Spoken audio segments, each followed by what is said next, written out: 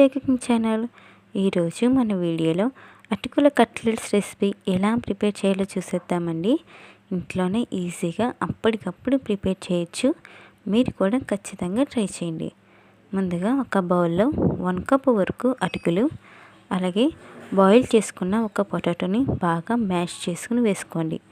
ఇప్పుడు సన్నగా కట్ చేసుకున్న 1 కప్ వరకు ఆనియన్స్, సన్నగా కట్ చేసుకున్న 2-3 పచ్చిమిర్చి, కొద్దిగా కరివేపాకు, 1 స్పూన్ వరకు అల్లం వెల్లుల్లి పేస్ట్, 1 స్పూన్ పసుపు, 1 spoon garam masala, 1 spoon salt, 1 spoon కారం, 1 స్పూన్ శనగపిండి వేసుకుని బాగా కలిసేలాగా కలుపుకోవాలి. అలా కలుపుకున్న తర్వాత స్టవ్ వెలిగించి ఒక కళాయి పెట్టి కళాయిలో ఆయిల్ వేసి ఆయిల్ అనేది హీట్ అయిన తర్వాత మనం ప్రిపేర్ చేసుకున్న మిశ్రమాన్ని కొద్దిగా తీసుకొని కట్లెట్ షేప్లో చేసుకుని ఒకటొక్కటిగా యాడ్ చేసుకోండి. అలా వేసిన తర్వాత లో టు మీడియం ఫ్లేమ్లో లైట్ గోల్డెన్ కలర్ వచ్చేంత వరకు ఫ్రై అవనండి.